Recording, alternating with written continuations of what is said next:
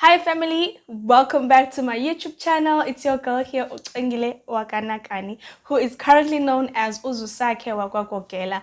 If you are new to my channel, please, my darling, please click the red button and subscribe to my channel and click the notification bell so that every time I post, you are notified. And to the returning subscribers, thank you so much, my darlings, for coming back. I really appreciate you. So guys, I think a week or 2 weeks ago, I did a video where I spoke about what actually happens to you when you finish your articles and you have an accredited degree. And then and I mentioned that that is one of the ways that a person can become an AGA, right? A lot of people didn't know what an AGA is.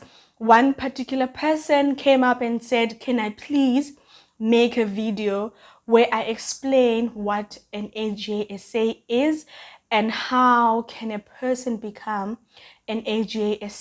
So basically in this video, we're going to talk about that, guys.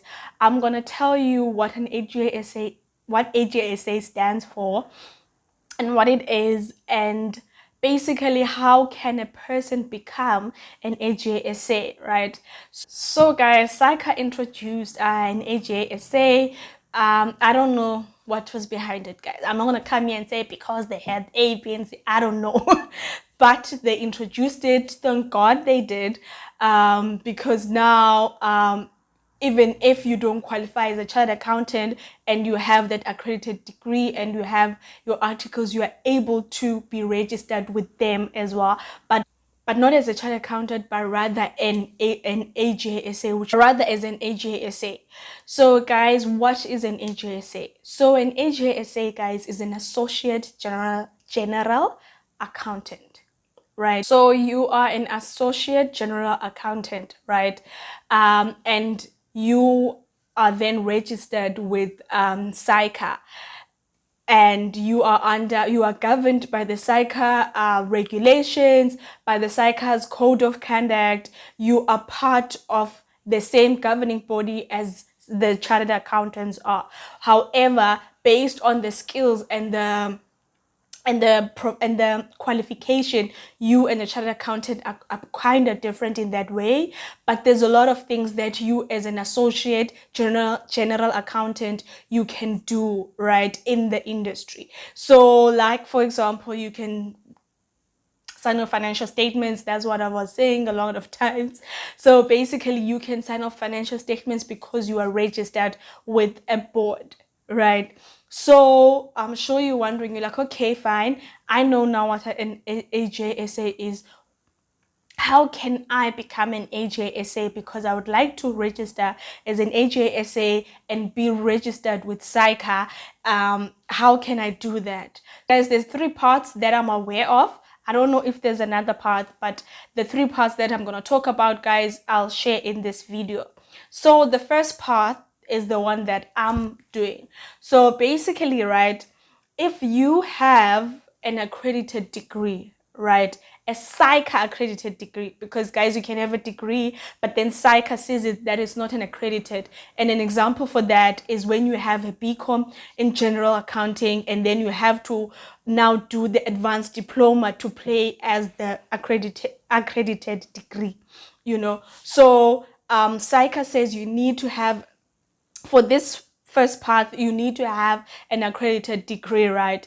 And then you need to have done your articles, right? And you are done, you've got a discharge letter from your training office or from your firm, and then after that you'll be eligible to register as an AGA, right? So that is the first part. The first part, what do you want? You have to have a SICA accredited degree. Articles are done, you got a discharge letter, and then now you are eligible to register as an AGA. So that is path number 1. So now path number 2, right, says, okay, you have a SICA accredited degree, right? However, you don't have the psych articles, right? So then they say, okay, if you don't have the psych articles, do you at least have 4 years of relevant experience? And then if you have the 4 years of relevant experience, then you'll be required to complete the training equivalent assessment, right? And once that has been approved by SACA and all is in order, then you'll be eligible to register as an AGA. So that is the second path. Number 3 says you don't have, right, the accredited, the psych accredited degree. However, you are registered with a professional accounting body and you do have a degree. However, it's not the psych accredited degree, right? So you do have a degree. And then psych says, okay, if you have the degree and you are registered with a professional body, I'll explain, guys, the types of professional bodies that they are referring to. Not all professional accounting bodies are eligible for this.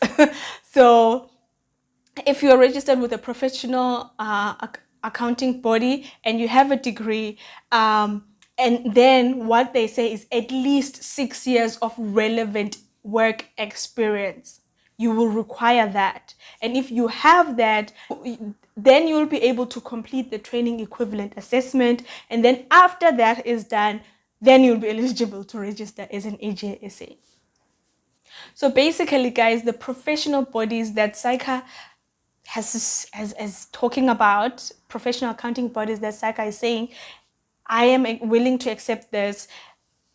And if you are registered with these boards, you'll be able to get like, I'll recognize you in a way. It's like they recognize you. And that is the SAIPA body, the ACA body, and the SAIGA accounting body. So if you have those 3 bodies, then the third path is applicable to you. But if you are registered with the other board, guys, I don't know. Probably need to ask SAICA if they will consider you, but I don't know. Maybe a miracle will happen. So guys, those are the 3 ways that you can become an AGA. Honestly, the easiest way is to just have that SAICA accredited degree and just do your articles, and you'll become very fast at AGA that way. And you need to understand also after that, because the other question that I got was, are you able now, if you are registered as an AGA, to register as a CA? Guys, if you register as an AGA and you have your articles, you are done. Let's say you are done with your articles, right? And you then get your qualifications, your board 1, your board 2, and you are eligible to register as a CASA. You can register as a CASA. Obviously, I would personally, this is my option, I would literally de-recognize the other one and register the other one. So just because you're an AGA doesn't mean that you can no longer, once everything is done, like your qualification is done, you can no longer register as a CASA. I'm talking now about those who did articles and yeah, like they have a discharge letter of the articles. I'm not sure about the ones where you became an AJSA by the relevant experience that you have.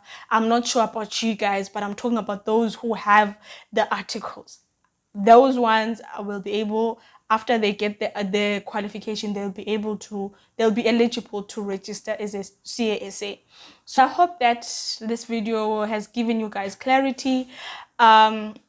And it will help you guys. Honestly, I would say that I'm glad that SAICA brought this profession, this designation in, because now we are able to finish our articles and be able to be marketable in the industry, because at the end of the day, we are recognized by SAICA. But anyway, guys, thank you so much for watching. I really, really appreciate you guys. Thank you. Have a lovely day. I love you.